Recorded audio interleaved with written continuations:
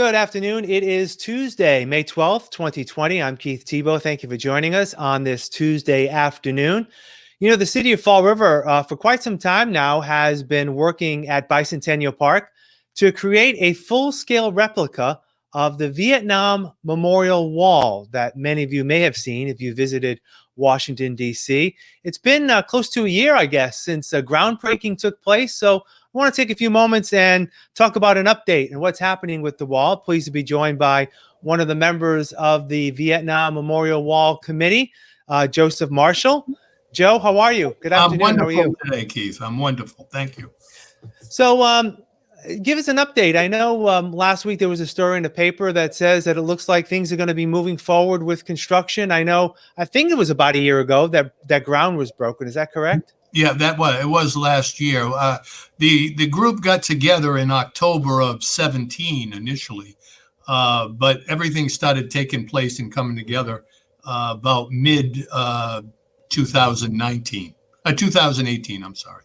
So we've been together for a while, but things now there's a shovel in the ground, and with the quarantine and the coronavirus obstacle, it may have delayed us a little bit, but we adjust. We've had teleconferences, we've had Zoom conferences, so we've had meetings with subcontractors. In fact, our facilities committee had conferences with people that have been put together that wanted to bid on the project, and we vetted them. Each of them, every 45 minutes, we vetted them.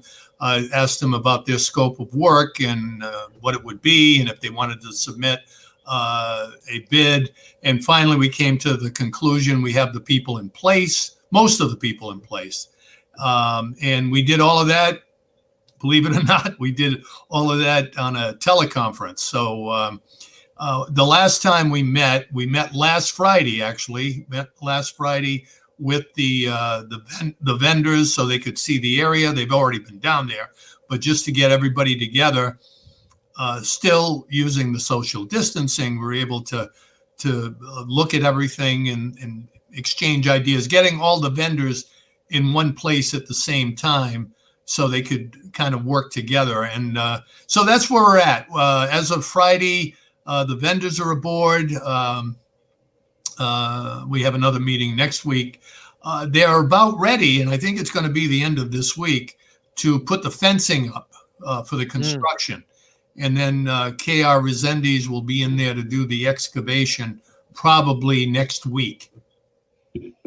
So, so things are moving right along. I know that last year, the intention was when ground was broken that the entire project will be ready for display Veterans Day 2020. Obviously, you know, things have changed in terms of, you said, in terms of COVID-19, but is there still an outside goal that this could happen? Oh yeah. In fact, Keith, we believe with no other obstacles that this will be done by the end of the summer. And we're not going to hold back. If it's done in September or August, we're not going to wait till November to unveil the completed wall, because we want people to benefit from it as quickly as possible. So I'm being very, very conservative when I say it'll be done in November, because we've got a sense it'll be done before that. Again, we don't know what other obstacles we could encounter, but that's the intent right now.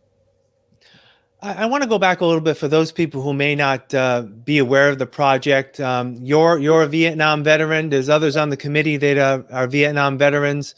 What was the push to get this done originally? You said 2017. There was talk about, you know, creating some sort of monument with the other war memorials at Bicentennial Park. Give us a little bit of a brief history on how it all came about, and, you know, up until right now where we're ready to put the wall together. Yeah, well, I was in Ray Haig, who is the Veteran Service officer from Fall River, and I was in his office, and he had a mailer. Something came in from Texas promoting, because there's 3 other locations that have a wall. So they were selling the panels. This is the same company that did the wall in in Washington. So Ray said, "Oh, well, look at this. What do you think?" And at that time, it was Mayor Correa, Jazel Correa, not Bob Correa. And at that time, I said, "Well, Ray, give it a shot." He said, "Would you be willing to serve on a committee, the committee?" And I said, "Sure, I'd be willing to." So Ray kind of took the bull by the horns, got the approval of the administration, and then the mayor, wanted a cross section of Vietnam veterans or support people that could make sure that this moved forward. So we started that way, just a piece of paper on Ray's desk. Then we did our research, we did our due diligence. We met one time, and it was interesting because we met in my office. There was 12 of us. Dr. Sprague is on the committee, by the way, too. So I'm thinking of the people. But we met in my office and just trying to, how are we going to do this? How are we going to get this done? And by the way, it's an 80% replica. It's not 100%. It's 80%. Correct. So for whatever reason, I left the room to get a cup of coffee. And when I came back, I was considered chairman of the committee. So from there, we moved forward with responsibilities, facilities, finance, fundraising.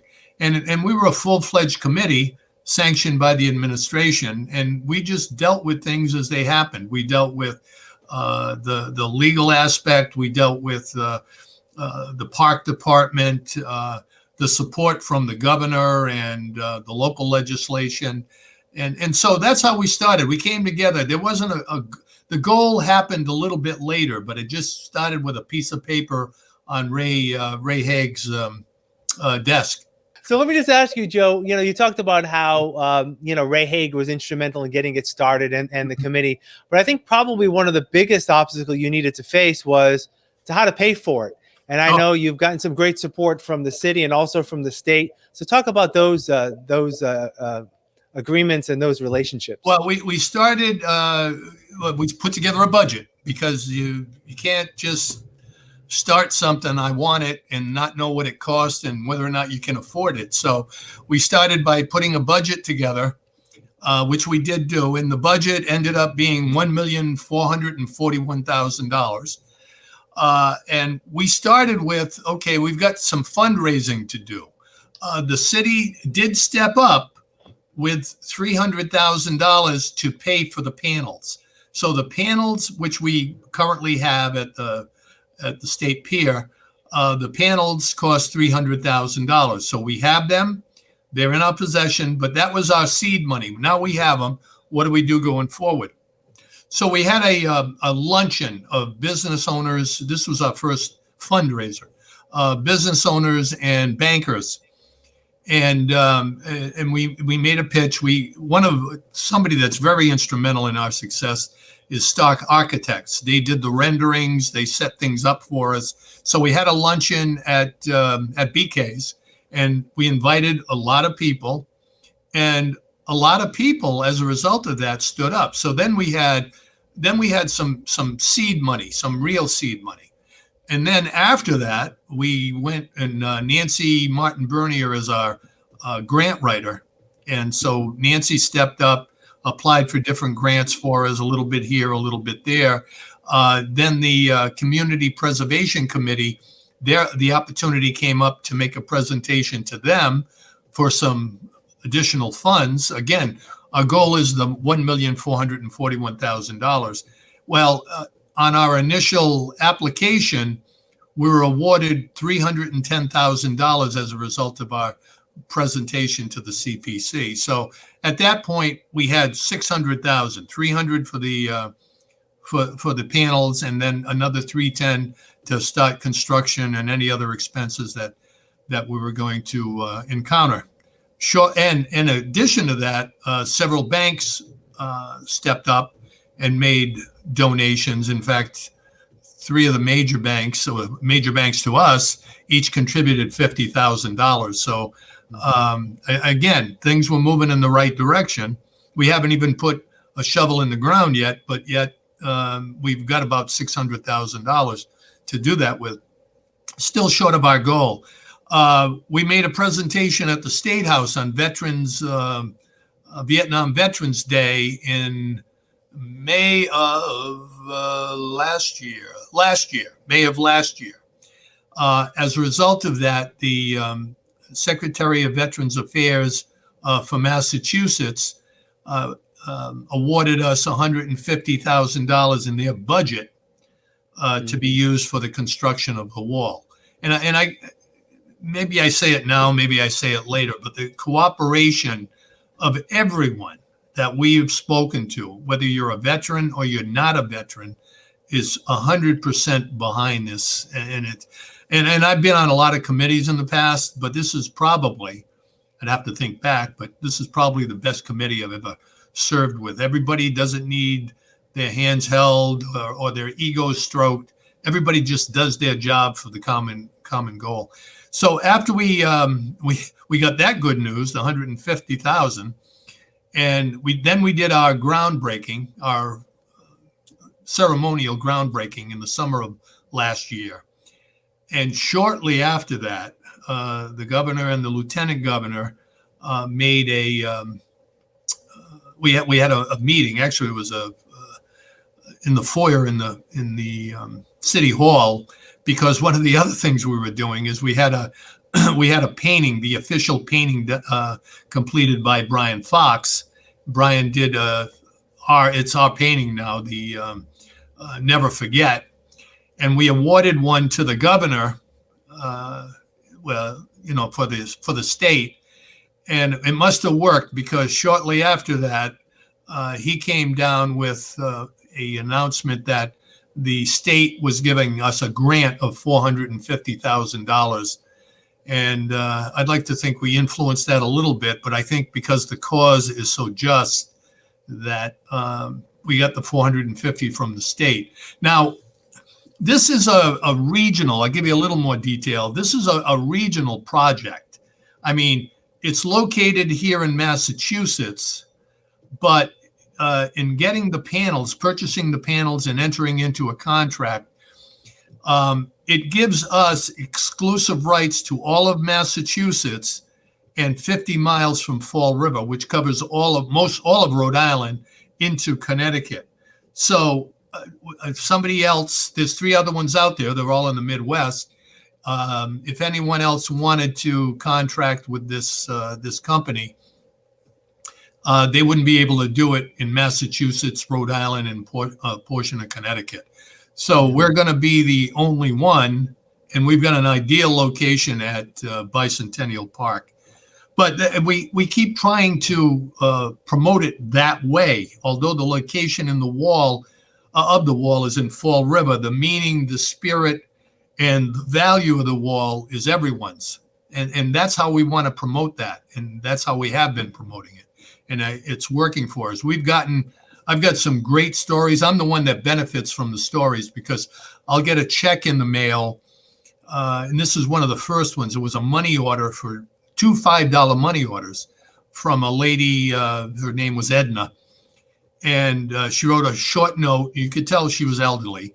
Wrote a short note on it and said, my husband was killed in Vietnam, and I hope this donation helps build a wall.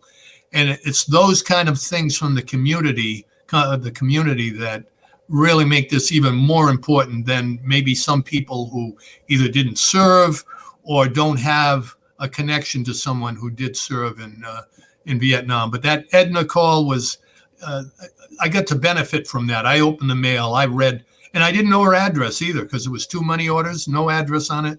So I don't know how to thank Edna for that. And another story is, I had a fellow, he owns a business. I've known him for many years. He came in with $1,000, and I said, "You don't have to. Why are you doing this?" And I thought it was a lot of money. Not everybody was given $1,000. And he said, "Joe, when I was younger, I was in Georgia. Our platoon was in Georgia. He was in the Army, and he said half of the guys from my platoon went to Vietnam, and I stayed here." He said, "I've got a dozen people on that wall that were friends of mine when we served in the military together." So those stories really are what makes, I don't know, it makes this project even more real. Yeah, absolutely. And it's one of those things where, after so many years, and we've heard the stories about how soldiers were treated when they came back from the war, and how they were treated poorly by and large by those here in this country. Now, though, it seems to be an easy sell to honor those, not only those who served, but obviously with the wall, those who gave the ultimate sacrifice, their life to all this. So I'm looking forward to seeing it, and hopefully it'll be up this summer. And Joe Marshall, I appreciate your time. I apologize again for the technical glitch, but it happens. It's remote television over the internet. It happens. So, all right, Joe, I appreciate all your help. All the best, and hopefully we'll talk again soon. Thank you very much. All right. Again, thank you to Joe Marshall for joining us today. The Vietnam Memorial Wall replica in Fall River. The 80% sized wall will be in the city at Bicentennial Park, hopefully sometime this summer. I'm Keith Tebow. Thank you for joining us today. Again, we invite you to visit our website at frmedia.org, where we have more information about what's been happening in Fall River and through FRC Media. I'm Keith Tebow. Have a great rest of your day, and we will talk again soon.